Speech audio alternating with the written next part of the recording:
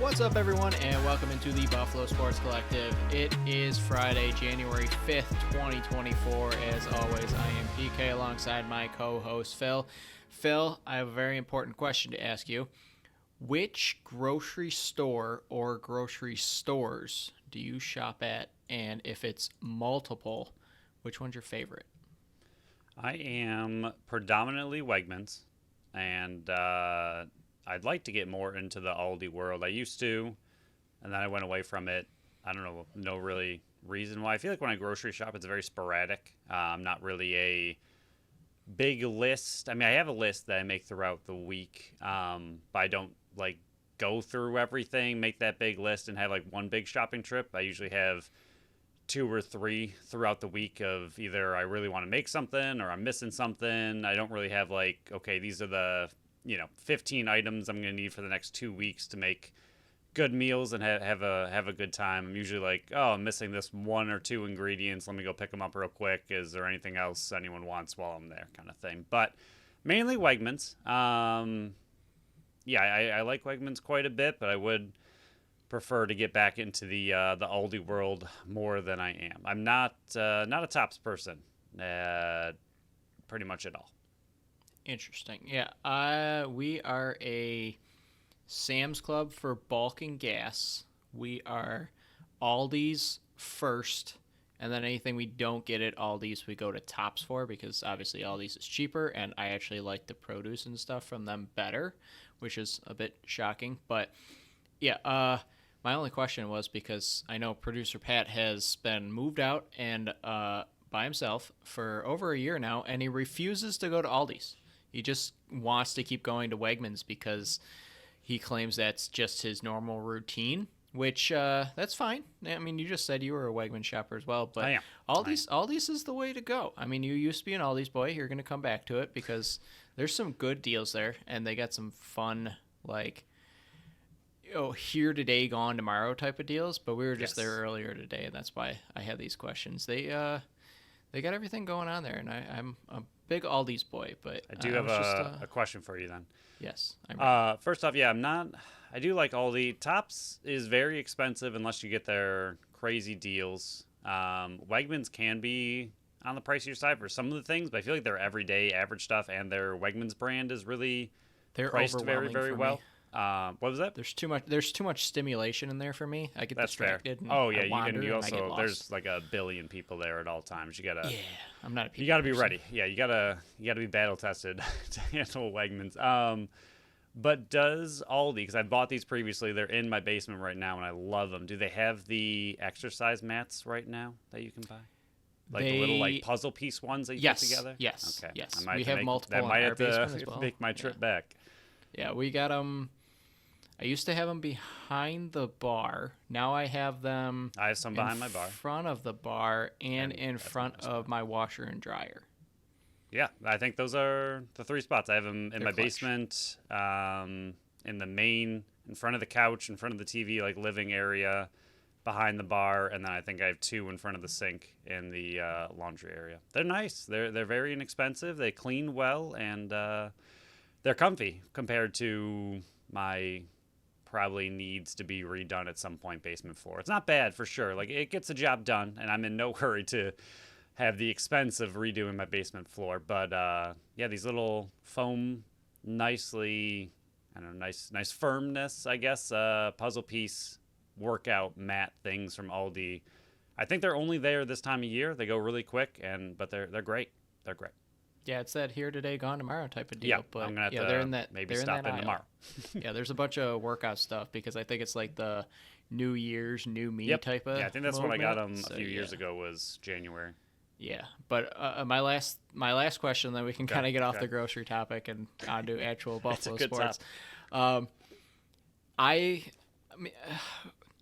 Me and Brooke have been together for going on close to 6 years now, married 2.5 about.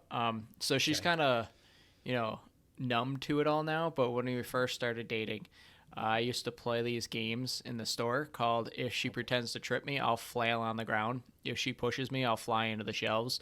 I've been known to, if you leave your shopping cart in the middle of the aisle, I will push it to a different aisle. Oh wow.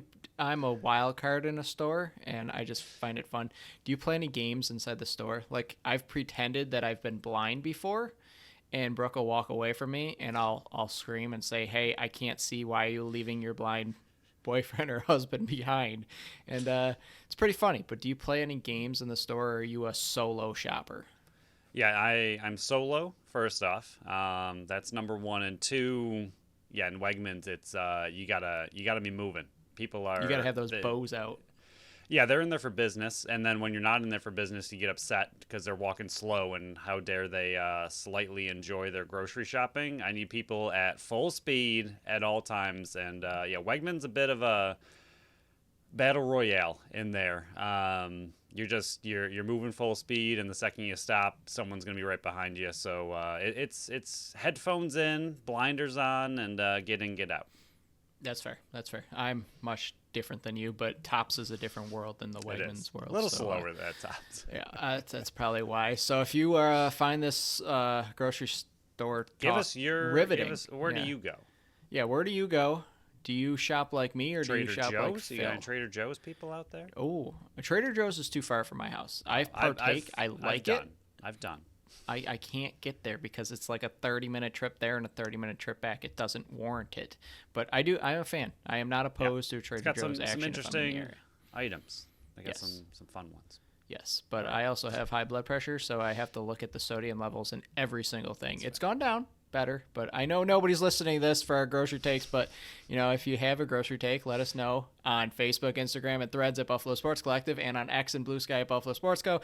Don't forget to subscribe to our channel wherever you listen to podcasts. Check out our website at buffalosportscollective.com, where this week you can find 3 articles. Tuesdays was Phil's post-Bandits game.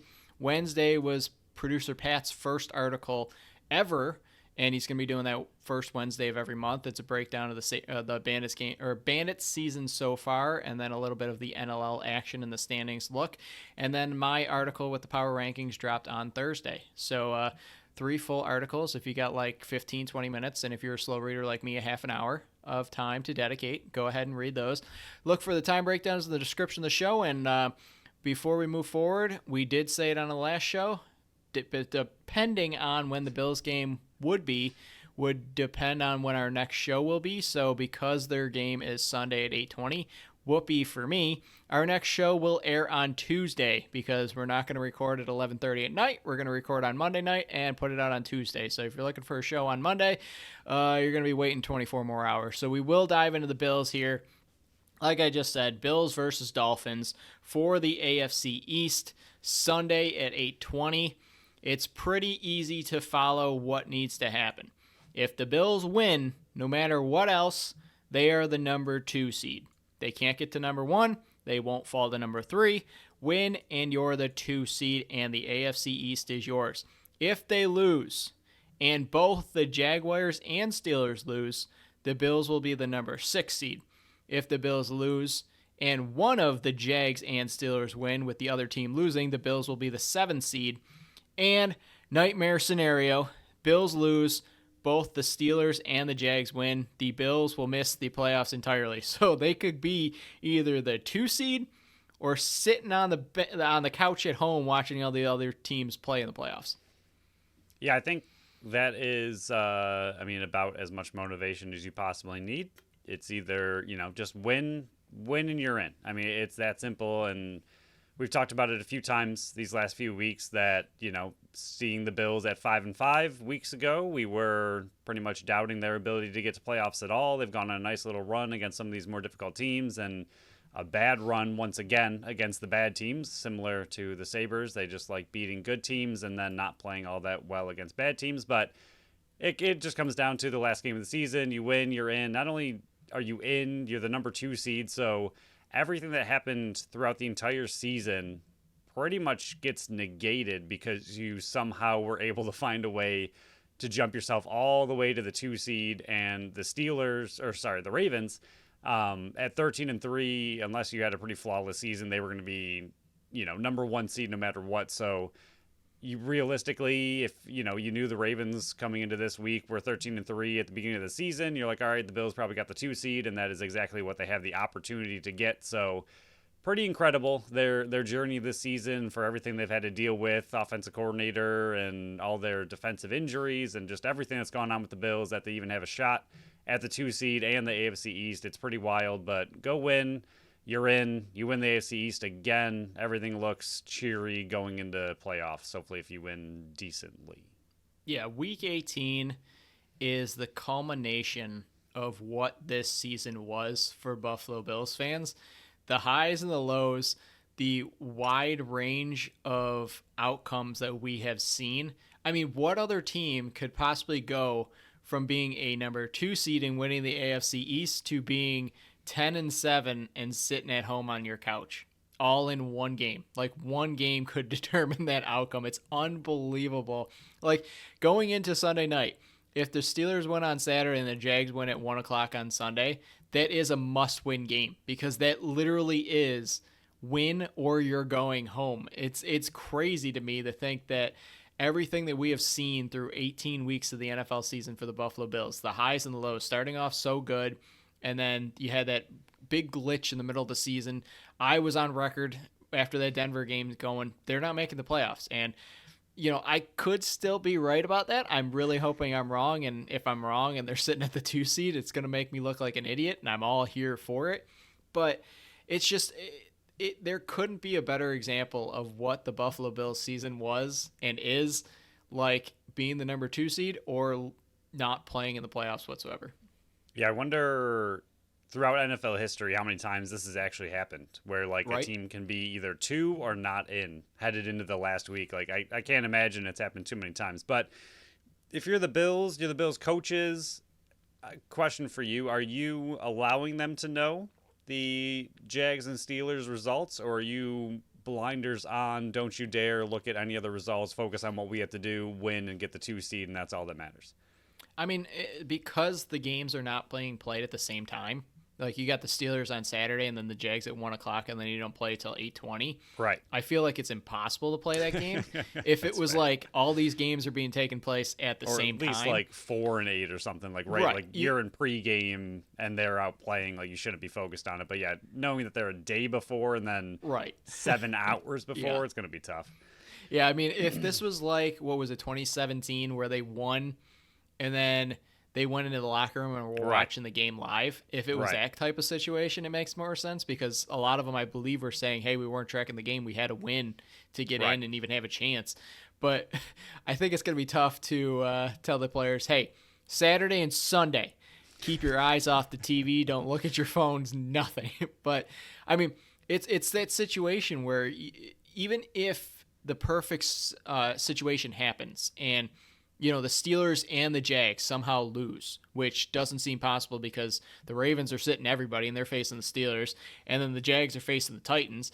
It doesn't seem possible that both of those teams are going to lose. The more likely outcome is they're both going to win, and then you're forced to win.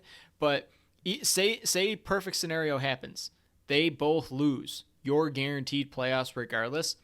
Wouldn't you want the 2 seed? Because then you're guaranteed at least 2 home games Right. as long as you win, possibly 3 if the Ravens fall short in the second round of the playoffs. But having that 2 seed and not having to go it's to, huge. I don't know, Kansas City, and if that situation happens, Kansas City actually has to come to Buffalo, and Patrick Mahomes will have to play a road game for the first time in his NFL playoff career.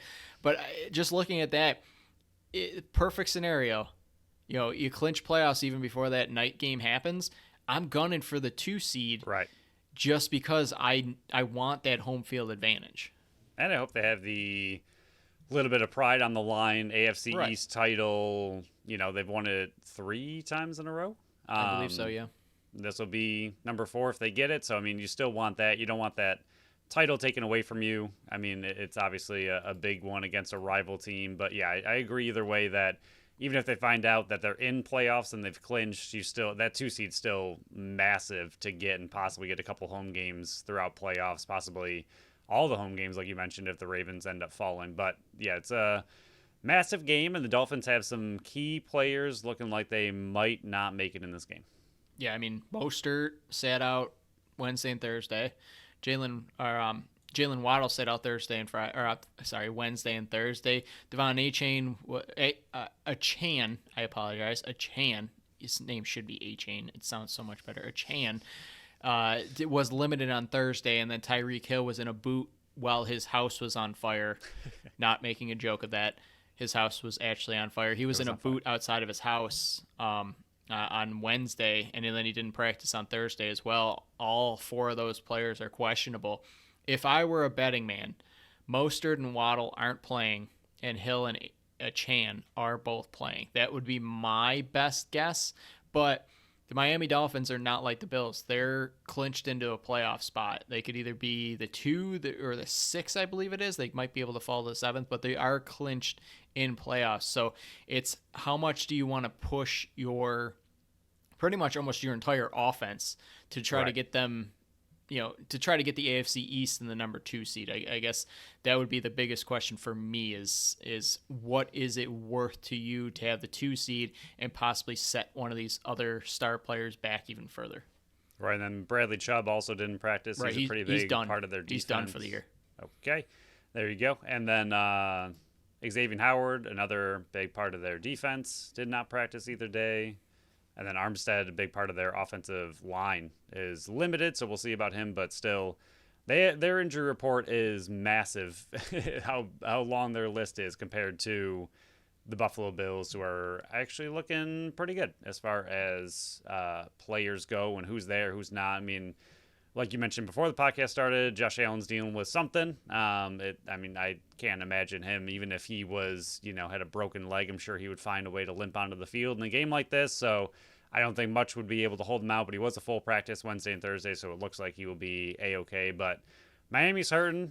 You're going to Miami. You don't have to play in Buffalo right now, where the conditions might be less than ideal with the weather, but the Dolphins and Miami, it looks like it might be a little bit rainy, but still, it's going to be warm. It's going to be nice. I'm sure the Bills will be in a optimal situation for their offense. So it'll be a big test for their offense headed into playoffs no matter what. I mean, hopefully you win or you get some help, but we'll assume they clinch playoffs somehow in this game, whether they lose or win. It's going to be a big game for the offense that's been derailed the last 2 weeks. I mean, can they finally get a good tune-up game in before playoffs? And that especially means Stephon Diggs, who has just been completely invisible. You sounded the alarm officially last episode, so it'll be interesting to see what happens with him in this game. I'm sure the Bills are looking at the same things that we are, so I wonder if he will end up trying to be hyper-focused in this game with 12 targets and, try to get him up over 100 yards somehow just to get that off his mind headed into playoffs. I mean, this offense needs to have a good game in order to kind of roll into playoffs rather than limp into playoffs. But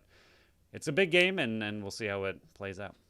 Yeah, I mean, we'll look of the playoff outlook, even though we already went over the ones that really matter. Saturday, 4:30, the 9-7 Steelers, who the Bills want/need to lose, head to Baltimore, who is resting everybody because their game literally doesn't matter. They have the number 1 seed clinched already, 13-3 Baltimore Ravens. Go Ravens. And then the night game, 8:15 on Saturday, will be at the Bandits games, but Texans 9-7, Colts 9-7. Winner gets in, loser does not. Massive. That's a playoff game right there. Texans versus Colts. Winner gets in, loser does not. Sunday, Browns 11-5 versus the Bengals 8-8.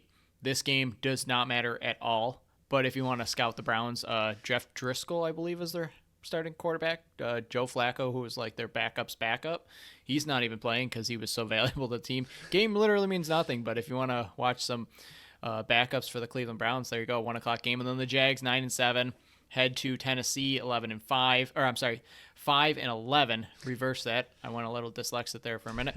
1 p.m. game. Go Titans. Don't know how they're going to pull that off, but root for the Titans. And then the Chiefs 10-6 versus the Chargers 5-11, 4:25 game. Again, not really any concern for the Bills right now because if they win, they're the 2 seed, and Chiefs really can't get to it. So that's just more of a scouting trip there. But the games that really mean something: Steelers versus Ravens, Texans versus Colts, and Jags versus Titans. Was the Bills game a possible flex for Saturday night? Like, was that ever an option, or were the Texans and Colts already locked into that? No, every game was in Week 18 was flexible. Like none of them that would have had been a day. the nightmare scenario is that Yep. the Bills played the Dolphins Saturday at 8:15. I know you don't like Sunday at 8:20, but during the Bandits game would have been Yep. brutal. Because I assume everybody there would be also keeping an eye on the score. I'm sure the Jumbotron would have been in on the score as well. So there's no hiding from it. Let me watch it later. Like, you're going to know the result pretty much as it's happening while you're also trying to play or watch a Bandits game. That would have been bad. So I will, with that being a potential option, I will gladly take Sunday at 8:20 and push our episode one day. Yeah, I know it happened a couple years ago. Yeah, I thought so.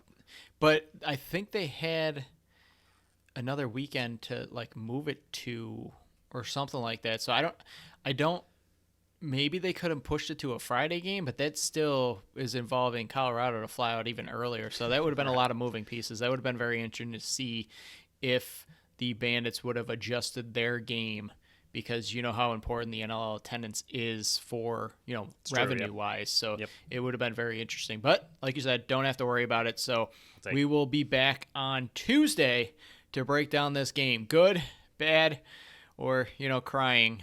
No matter what it is, we'll be back on Tuesday to discuss the Bills versus Dolphins game. Hey, maybe they'll finally blow out Miami and we'll be able to just relax to a nice game. But I highly doubt it based on what the season has looked like so far. And here comes the final segment, thank God, of our Fantasy Blitz. Last week, the final week of the Fantasy Blitz, this is just the review, I took Justin Fields, who was ranked 19th. He finished 6th. Whoopee for me. And that also finished John off. I told him I would correct this. I beat him by 101 points. It was a 2-week playoffs, rounds 2 and 3 of the playoffs, but 101. I almost outscored his total in 2 weeks in my my final Sunday game. Ha ha. You had Chigakonkwo. He was ranked 22nd. He finished 27th. Did not help me. He did not. But luckily I won the Toilet Bowl anyway. First overall pick next year, and I got some pretty solid keepers. So had a pretty rough season, but finished strong, and we're looking pretty set up to start next year. Well, we'll see what actually happens. Do you have the answer for the listeners? Are you buying a Toilet Bowl trophy? I don't have that answer yet. I have not looked into it, but if I can find one that's like a legitimate throne, like a little, like an actual little toilet that says like Toilet Bowl champion, I might do it. Even if it's a small one, I like the idea of having a little toilet bowl trophy that is a toilet. I think that'd be have a it good on time. your desk in the view of the video. Right. Like I did last week. The trophy's gone. It hasn't been assigned to the champion yet, but that's because he lives in Cheektowaga. I live in the Falls, and it's a long trip. But yeah, so if you're a listener out there and you know the type of design, I know one where I can find one right off the top of my head that I'm going to send you a link to right after this. But if anybody out there wants to send Phil a better one than I'm going to send him, send it to our Facebook, Instagram, wherever accounts, Buffalo Sports Collective, Buffalo Sports Co., and we will forward the link to Phil. But season overview, one of us did a lot better than the other. Top 12 finishes, and this is kind of what we were aiming for. Phil, you had 6 top 12 finishes out of 16 weeks. Remember the 1 week you forgot, and we just double-teamed Jaden Reed, but I took that out for you because he didn't hit. My top 12 finishes, 4 of 17. So it might not look as bad as I thought it would. I thought you got a lot more than 6, and I thought I got a lot less than 4. I think some of mine were where we were aiming like top 20 for like running back or wide receiver, and I hit some of those, but not top 12. Yeah, this next number will back that up. Your average finish was 23.31. Here's the big difference. Mine was 38.47. So no, even though our top 12 finishes were close, we were 2 off, the average finish was more than 15 spots. And that's not good. And what's shocking is I made playoffs and you didn't. And that doesn't make any sense based on Fantasy Blitz. It does based on fantasy football, though. I mean, in our league alone, which John does listen to these, I had the 5th highest points for, and we have 6 teams that make playoffs. I finished dead last. John had the lowest points for in the entire league, and he finished, 4th or 5th? Fifth. Yeah. 5th. So, yeah, he had my spot, and he had the least amount of points for in our entire league by quite a bit, and he was able to make playoffs, and I had the 5th highest points for and got last place, and I wasn't even close to making playoffs. So that's kind of how fantasy football goes, and it continues in here. Yeah, and he even had a fire sale where he was selling everybody, and he went on a massive winning streak. It makes no sense. Fantasy football is so stupid, And we but you love it. absolutely love it, and I hate it. It's a love-hate relationship. When it's going well, you love it, and when it makes no sense, you hate it. And that's why I can't wait for next week Friday show when I don't have to say the word fantasy whatsoever. It's done until August. Thank God. So we will move on to another fun subject to talk about. Phil, or John, like we were talking about just a second ago, he's making tons of appearances on this show. He said he listened to the last Sabres segment, and he said he wanted a drink, and he almost felt bad for us. And I went, yeah, imagine sitting in our shoes. Imagine being a dedicated Buffalo Sabres fan. Oh, wait, that's me. Yeah, Sunday. You knew they were going to lose because they can't win back-to-back games, and they lost 5-1 to Ottawa. Tage Thompson, only goal scorer. Levi, 26 to 30 saves. Shots were 46 to 31. Phil, my reaction is the same as yours. I'll let you take this one away. Yeah, we had a similar reaction that they went 0 for 3 on the power play again. So the power play is doing absolutely nothing to correct itself. And it's not even like there's a glimpse of, oh, they went 1 for 3 or 1 for 10 or 1 for 15 in their last 15. It's awful. They can't score at all in the power play. You might as well not even have a man advantage because it doesn't give you an advantage at all. 2 goals against in the first. Once again, they pretty much shot themselves in the foot in the first period. They immediately went down, did not recover whatsoever, and lost. The 46 shots they got, yeah, the number looks good, but like we mentioned before the podcast, there was just limited actual high-quality danger opportunities. I mean, you can shoot 46 times and have, you can have 31 quality shots, or you can have 46 not so quality shots, and the team that has the better true high danger scoring opportunities is going to win. Ottawa somehow in this game was that team, but your biggest reaction in the middle of our notes here is the same reaction that I've had pretty much anytime we have to even think about this team now, and it's just who cares.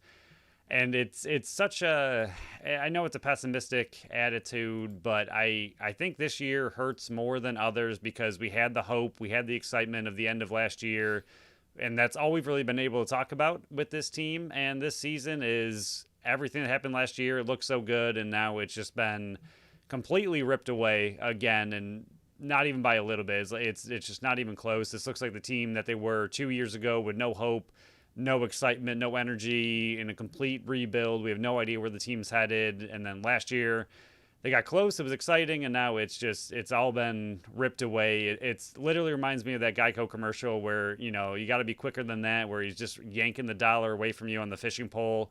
It's exactly what the Sabres did with this season and last season. They were super close to playoffs, only a couple points missed it. And I guess that was the closest that they're willing to get for who knows how many years. This team looks like a joke. They don't seem like they care. And I think you and I are right there with them. If they don't care, why do we care? Yep. That's all I got. Yep. And I mean, move on. We've been looking at the standings for weeks now, and they're somehow worse. I mean, they're 8 points back of the second wild card seed now, and the Devils, who are in that spot, have 2 games in hand, so it could easily be 12 games. And I can't bring myself to care. Like, I know that there are Buffalo Sabres people out there that listen to the show and actually want to hear our opinions on it, but I'm genuinely, I'm looking directly in the camera again. I did this a couple weeks ago when I said the Waves.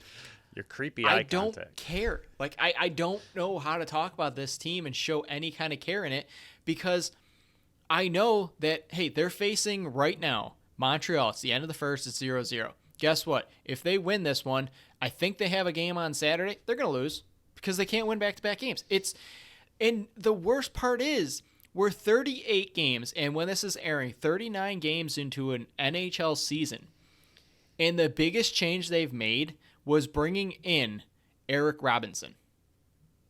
That's the biggest change they've made on a team that had playoff expectations. I mean, are you kidding me? And again, I'm not trying to get worked up, but it's just, I don't get it. It's hard like, not to. It's hard not to, because it's just incompetence by the whole organization. It doesn't make any sense. And the thing that's even worse is your Rochester team, last time I checked, they had 5 regulation wins this year. So it's not even like you got anybody good cooking. I know there are good prospects cooking in Rochester, but the results aren't down there either, and they're definitely not up here with the big league club. It's just I don't know why or how I can continue to talk about this team because it's just we might as well clip what I'm saying here and play it on the next episode because it's going to be the same stuff over and over again because nothing changes. Absolutely nothing. And I know there are plenty of people out there that says, hey, you can't keep changing the coaches. You know, if it's the player's fault, it's the player's fault. Guess what? There's 21, there's some odd amount of players on the team. You can't ship everybody out, but guess what? You can change the coach. You can change a coach. You can fire an assistant coach. Show some type of life that you show any type of, like I've went over this so many. You're losing so many fans, and that arena is going to be more empty than it was in the 12 years leading up to this year because there was hope. There was false hope. And I said it before the season. I saw the light, and I actually believed it wasn't the train. And guess what? It keeps the trains hitting me and backing up and hitting me and backing up over and over and over again, going, you idiot. You actually believed I wasn't going to hit you. And I don't. It's just I just want to bang my head against the TV because I know next episode we're gonna have to air the same thing about the same Buffalo Sabres and nothing's changing and I hate it. I don't want to talk about this team anymore, and I want to have a company meeting to exclude them out of this until they're good again, or care, make a move. Yeah, that's also part of the problem is like there's no fixing this right now, and that's probably one of the biggest issues. Like even as we don't claim to be experts by any means, especially not for the Sabres or Bills. I don't think we're experts for the Bandits, but we try to be as close as we can. But for the Sabres, like, there's just, like, as far as analysts go and looking at this team, like, what can they do to, right the ship? What can they do to get on a win streak, win 10 games in a row, get back in the hunt? There's just, I don't know. I honestly, I don't know. Like, look at this team. In theory, sure, they have the pieces they had last year that should be performing better, and they should be a team that, in theory, can win. I mean, they're beating good teams like the Bruins randomly, the Rangers randomly, the Vegas Golden Knights randomly. So they have the talent somehow buried deep inside that team to beat top teams in the league, but they have no consistency. They have no ability to get on a win streak. And then when these games go so horribly wrong against a terrible team like the Senators, who are last in the Atlantic Division, and you go into that game, you get blown out 5-1.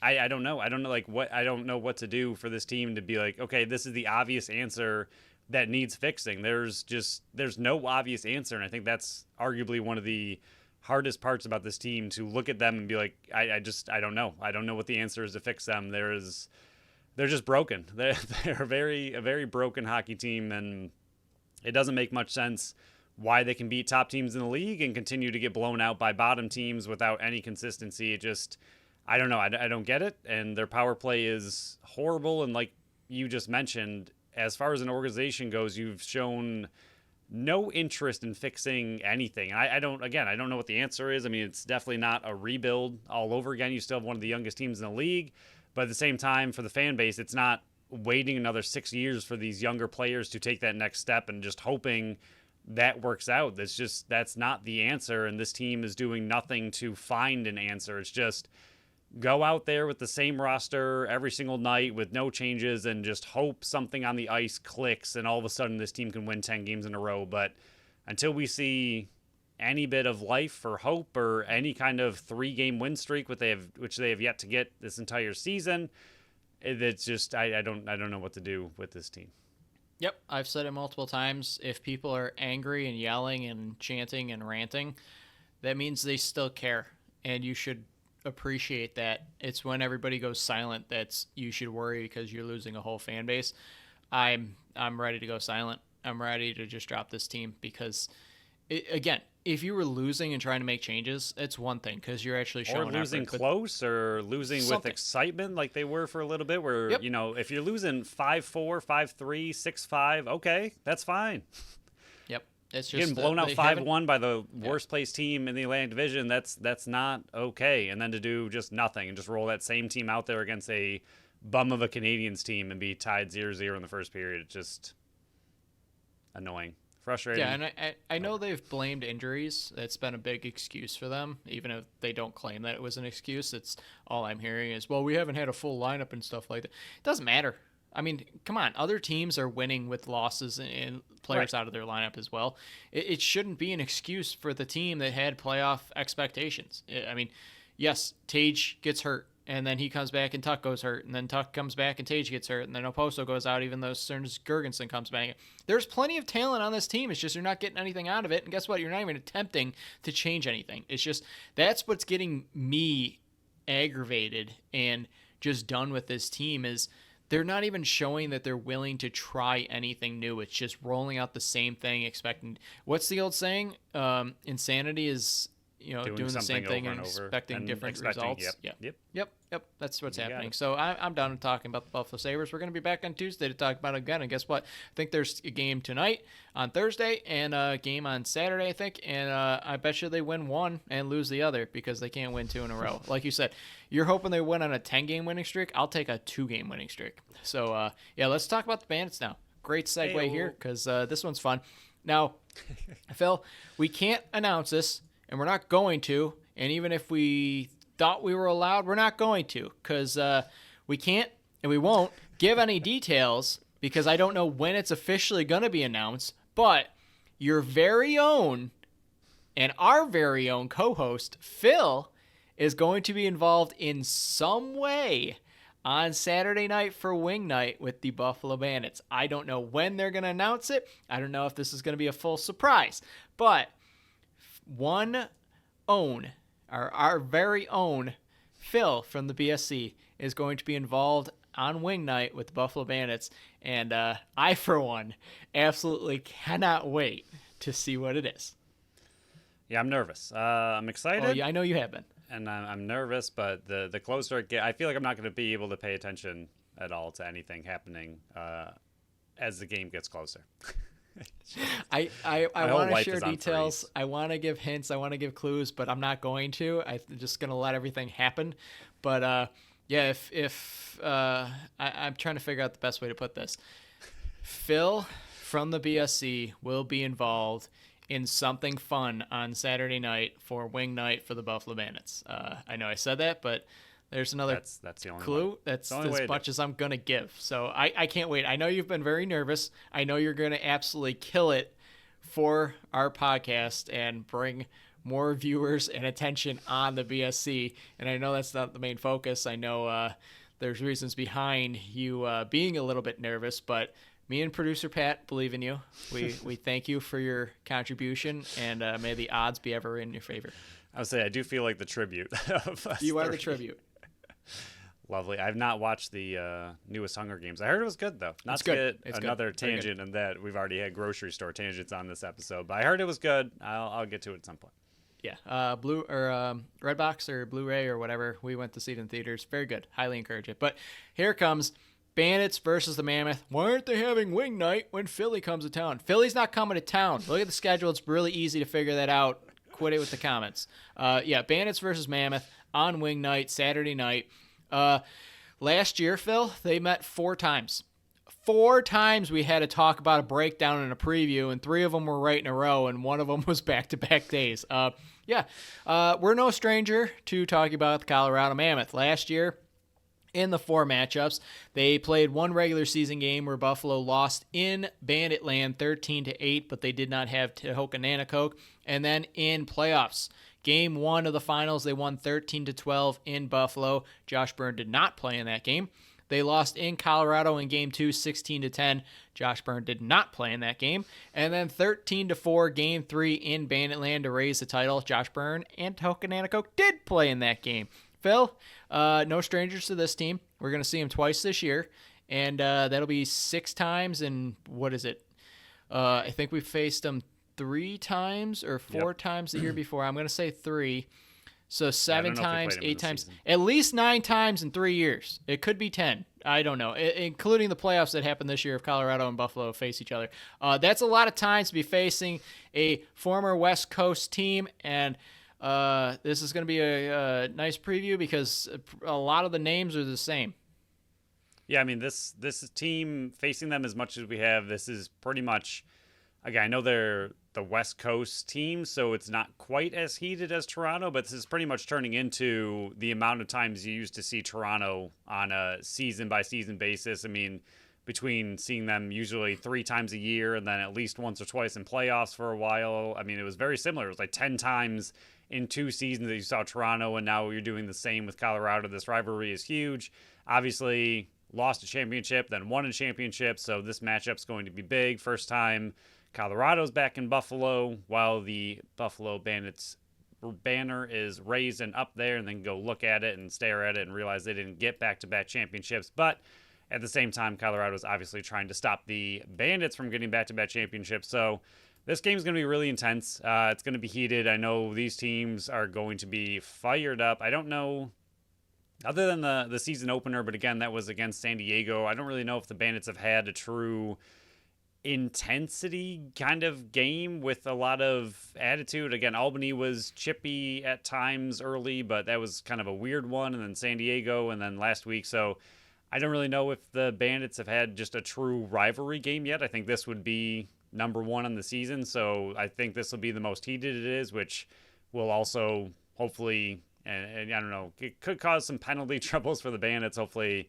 they keep it kind of calm, cool, and collected, but we'll see. It's going to be a really fun night and a really big game. Yeah, I know we usually talk about the opposing team, but because Buffalo has faced Colorado so much and a lot of the Colorado players that you already know of, figured we would talk about the Buffalo players and what they did versus Colorado last year. Tehokan Anakoke, 8-4-12. He did miss the regular season game. Cloutier, 4-13-7 with 18 loose balls. McKay, who was also playing forward during the game 1 and 2 of the playoffs because Byrne was out, 2-8-10 with 29 loose balls and 2 caused turnovers. Byrne, 5-8-13 with 4 loose balls. He did miss games 1 and 2, like I mentioned. Priolo absolutely loves facing Colorado. 4 assists for 4 points, 44 loose balls and 4 caused turnovers. Buchanan, 2-8-10, 19 loose balls. Dane Smith, this should be his coming out party. 9-18-27, 21 loose balls. I'm predicting right here he nets 4 in Saturday night. And then Frazier, 8-1-9, 20 loose balls. And Mad Vince hasn't been his best performances, but I think that 16-10 loss in Colorado affects these numbers a bit. 78 save percentage and 11 goals against in the 4 games last year. Yeah, I mean, Vince has been a little struggling against this team. I mean, 13, 12, 16, those aren't great. And then 4, obviously, beyond mind-blowing in a championship final. But, I mean, this team has been trouble for the defense as well. It's not just Matt Vince. The defense has struggled with Colorado and their play style quite a bit. But, obviously, like you mentioned, Smith jumps out of that. Frazier's goals jump out of that. Byrne, missing a lot of it, still jumps out of that with 13 points. I mean, the whole offense has done a pretty good job against Colorado. I mean, even for the Bandits, I know the 8 goals with no Anakoke doesn't look great, but then 13, 10, and 13, those are all pretty good averages as far as the offense goes. So the offense for the Bandits usually does pretty well against Colorado, and Colorado, we'll get into it momentarily, but they are having some interesting goaltender issues. Not sure who's going to start this game or what the Bandits are actually going to be trying to prepare for or who they want to start the game, but they're going through some troubles, but we'll get into that in a moment. Yeah, we'll talk about the team overall just a second here. I know we talk about the NL outlook and everything briefly, but another review of the Colorado Mammoth season so far. They lost the first 2 games, both of them to Georgia, 16-10 and then 15-8, both in Georgia and Colorado. And then last Saturday, they got their first win of the year versus Vancouver in a 12-11 overtime winner. They scored the final 7 goals in the second half. They shut out the Warriors in the entire second half, and they walked out victorious. But like you mentioned, Dylan Ward has not been very good. We'll go over his numbers in a bit. But this team has, besides one half, has very much struggled offensively, defensively, and in net. So it'll be interesting to see if the Colorado Mammoth can use a little bit of revenge and a little bit of that stale feeling from the last time they were in Bandit Land last year to try to get their season going. It'll be interesting to see what Colorado Mammoth walk into Buffalo on Saturday night. I mean, even though you and I both believe, I don't know, if this is a hot take or not, but you and I both believe that last game, the Bandits arguably played their best game of the entire season so far out of the first 3 games that they've played. But both these teams, despite whatever's happened so far, come into this game 1-2. So they're both looking to get their seasons back on track. I mean, Colorado maybe a little bit more so with the Bandits losing, a very close one, Colorado getting blown out and then having to come back. But Buffalo's still going to come into this game with just as much, if not even more intensity coming into this one. I mean, yes, the home game helps, but at the same time, as we heard in the post-game press conference, that these players know what's at stake. I mean, already they're down 1-2. They know that it's a long season, but at the same time, you got to right that ship really quick and get back in the win column and start winning a lot of these games, especially when you have teams like Toronto starting undefeated. That's going to be it's these little games that we talk about that come down to the end of the season, especially when the last few years, you finished 12-4 and you're still barely getting the first overall seed, and now you have unified standing. So every single loss early on in the season, yes, there's plenty of time to get it back, but at the same time, you need to start winning these games and you need to win them in a hurry. So it's going to be a very intense game for two teams that just came from the championship, are both starting their season 1-2, and both need to get back on the right track. So this is going to be, as weird as it is for, game 4 of the season, it's going to be very intense for both of these teams because they both need a win pretty badly to get their seasons back on track. Yeah, and Colorado's finally getting healthy. They're finally getting guys back in the lineup. Joey Capito played his first game last week. Dylan Ward has played 2 games so far. You had Zed Williams back off his suspension last week, along with Jordan Gillies. I apologize for that. He was back off his suspension last week as well. So they're finally getting a little bit healthier, finally getting a little bit more in tune with what's going on right now. We'll go over the forwards. The lefties, Dylan Kinnear, number 55. You have Ben McDonald. He's a rookie. I don't think he's going to be playing in this one because everybody's finally back. Eli McLaughlin, number 51. Connor Robinson, 96. Chris Wardell, number 17. And then the righties, Evan Downey, 25. He's only played in 1 game so far. But Tyson Gibson, he is another righty, number 43. And Zed Williams, number 28, the Buffalo Bandits kryptonite. And then Connor Kelly, it's worth noting him. He's only played in 2 games so far. He got put on the holdout list last week. But with Zed Williams back in the lineup, I don't know if Connor Kelly will be back depending on his holdout status. But a few big names that we've gone over before and a few of the numbers from the last 2 seasons, if you want to throw those in any talking points. McLaughlin and Zed Williams, they're pretty good when they face the Buffalo Bandits. Yeah, I mean, just going off of last game and how their offense did, they ended up scoring 5 in tight, 1 mid-range, and 6 far goals. Most of the far goals were from Robinson. He is ridiculous at shooting lethal from distance. His bounce shots and his accuracy are just insane. He is extremely good. He's probably one of, if not the best in the entire league at sharp shooting from the outside, and he's one that, you often say, you got to get to a guy and make sure that the team doesn't get in close on Vince. He's one that you don't even want shooting pretty much at all. He's pretty filthy from anywhere, but especially his distance shots. I don't know how many goals he had last game. It was insane. He's also... He didn't. He's also, while you're looking that up, he had 4. He's also a guy that needs to be watched late in a shot clock as well. Him and exactly. Austin Stotts from the San Diego Seals, both of those guys late in the shot clock, they're still very dangerous. So even if you see 3, 2, 1 second left on the shot clock, because of how good of a pinpoint, lethal shooter they are, even in the late shot clocks, you have to get a stick in their face, Don't let them have a clear angle or any type of angle on Mad Vince because he can make you pay. Yeah, he ended up scoring 4 goals, led the team last week, and he had 7 points total, which also led the team. So I know he's not necessarily the biggest name. I think McLaughlin and Williams are probably their 2 biggest, but he is right there with them and absolutely someone needs to be watched. And then not scoring a ton so far, but one who's a little bit more interesting, Tyson Gibson. He's 4-7-11 on the year. He had 2 really quick in-tight goals last week for Colorado. I mean, in a game where they won in overtime, every goal counted for them, and his 2 were very fast goals. They were quick passes where he was able to find some room, get in front, and bury him. So he's going to be one of those depth scoring guys that you got to kind of keep a little bit of an eye on, not someone who's going to, put 5-6 on you like some of these other guys have the ability to, but still he's having a little bit of a niche role on Colorado, and he's making a good use of it so far. Yeah, I mean, McLaughlin, last 4 games last year, 11, 10, and 21.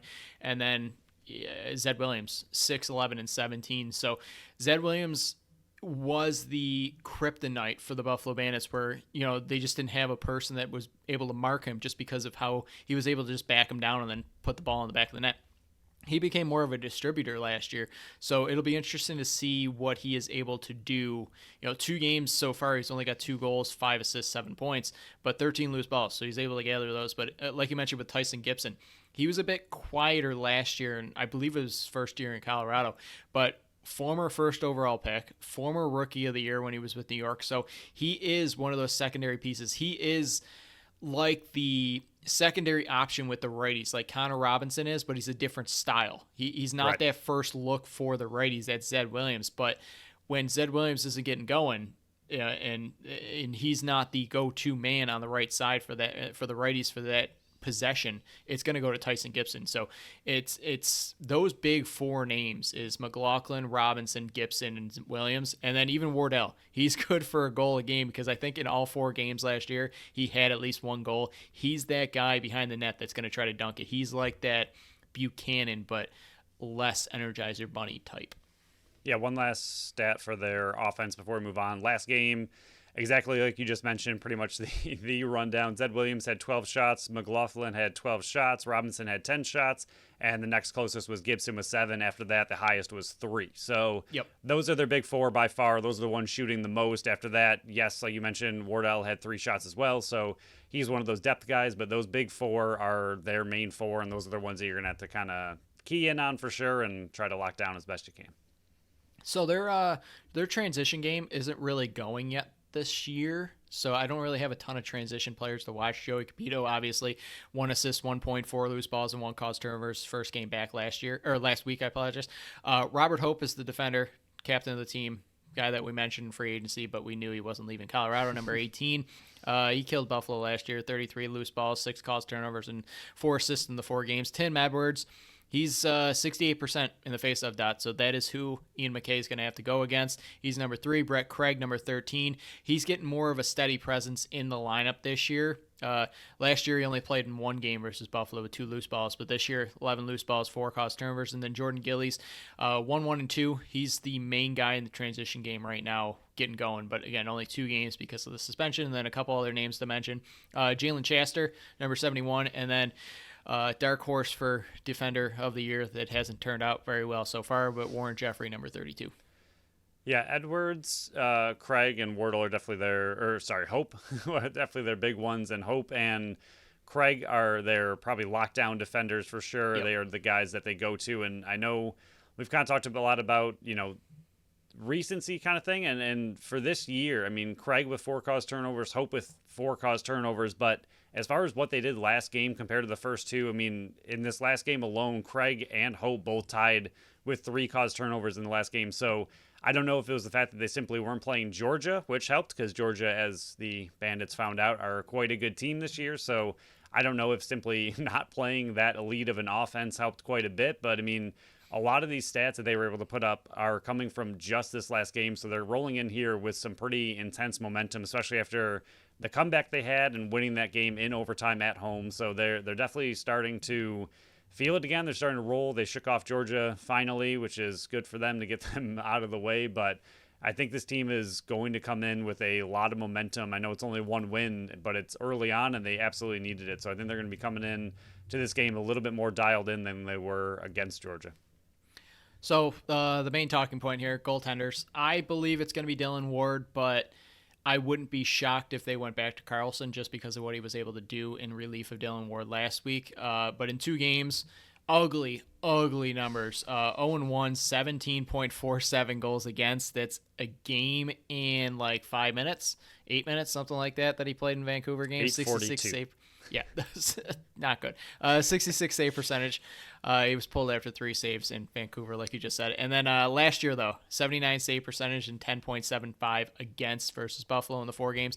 But Tyler Carlson so far this year, 3 games played. He played in the first one and then relief in the second one versus Vancouver. Like we mentioned, he's 1-1, 11.43 goals against and 74 save percentage. So not great numbers, but he was absolutely lights out and one of the key reasons they ended up coming back against Vancouver, shutting them out in the second half. But if I were a betting man, I would lean that it's going to be Dylan Ward. But because he got the hook so quickly in Vancouver, if you get to Dylan Ward early, like put 5 on him in the first quarter, which isn't typically the Buffalo Bandits style, but if you can get to Dylan Ward early, you might be able to get him pulled once again and just shake the entire confidence of Colorado.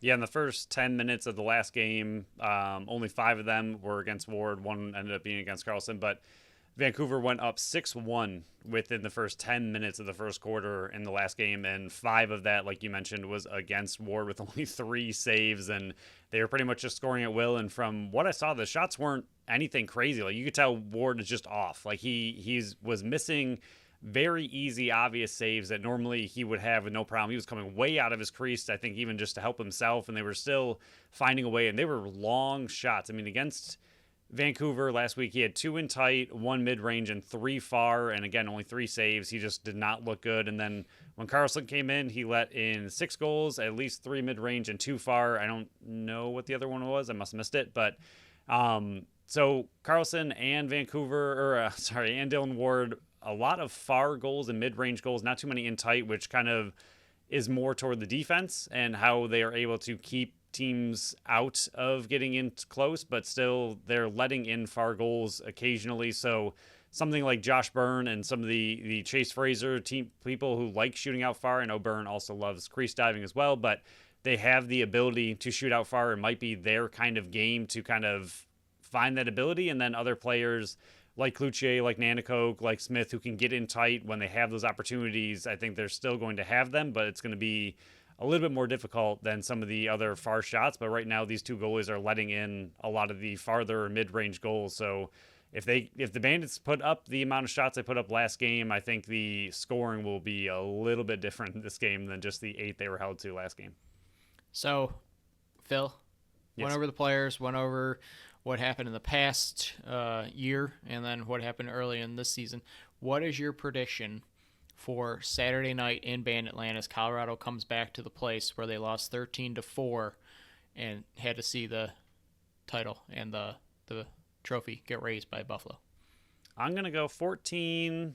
I think Colorado's offense is starting to hum a little bit, and again, it's a team, other than the very last game that they only put in 4, it's a team that's kind of had Buffalo's number as far as offense goes and the way that their offense operates, so I think they're going to be able to put them in. But I think with their struggling goaltending, and I think the Bandits are going to come into this game really amped up to get their season back on track. It's a home game, it's a big game against a rival, and I think that offense is going to want to put a lot in the net after being held to only 8. I still think the offense looked really good last game. I do think it was pretty much all Dobson and what he was able to do and save Georgia, but I think this offense is going to want a massive rebound game after only scoring 8. This is an offense that is used to scoring 10, 11, 12, 13, 14 goals a game, so being held to 8, I think they're going to come in with a lot of energy in this game and want to just absolutely put a team behind them and score a lot of goals.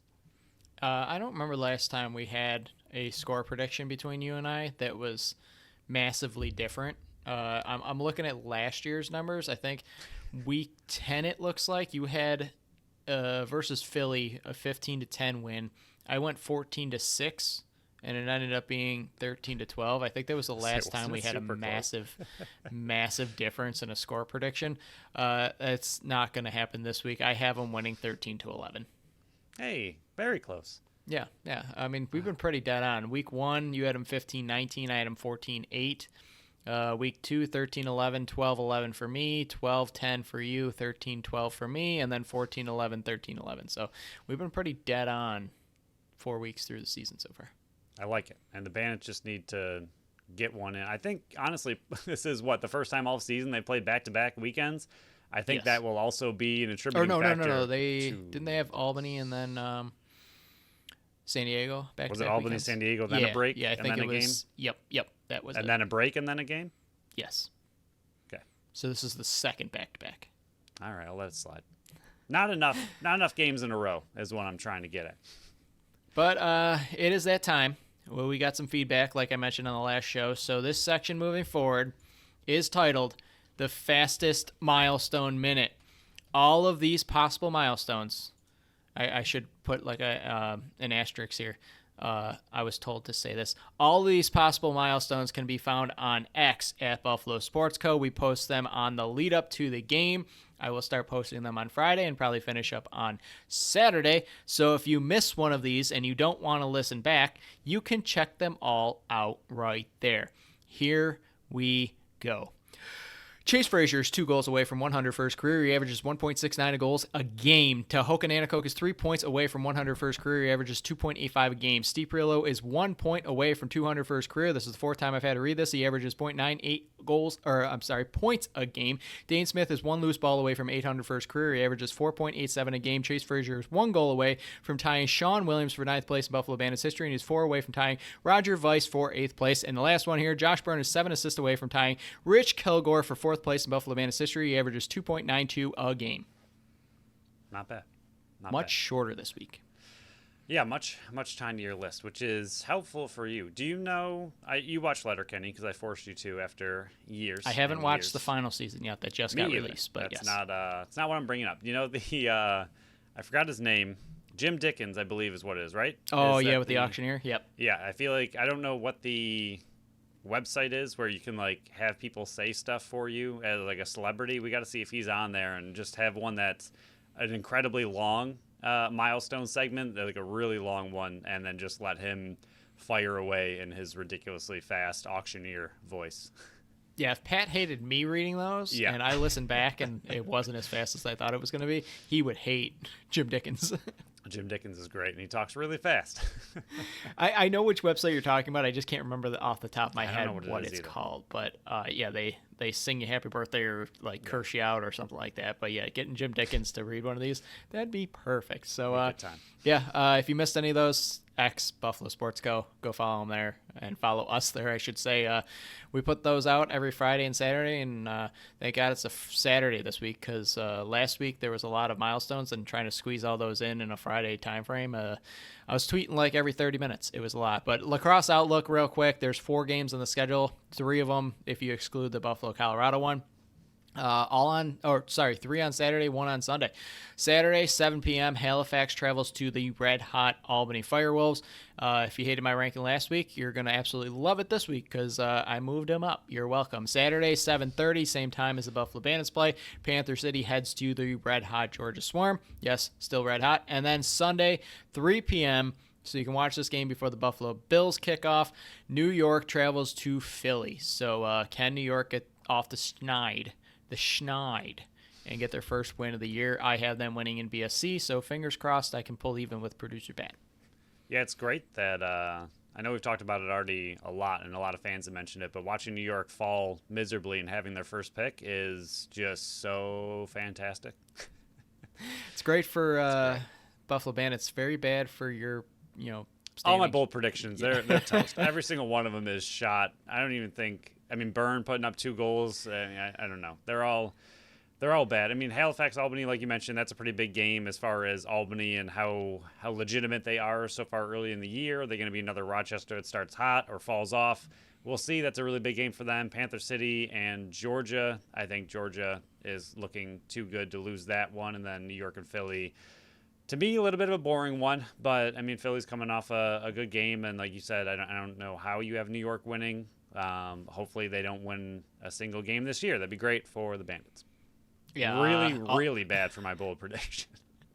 Albany has Halifax, Georgia, and San Diego the next 3 weeks, so that's going to be a gauntlet to see if this team's a legit team. And I said it, that if they beat Saskatchewan, I thought it was a statement win.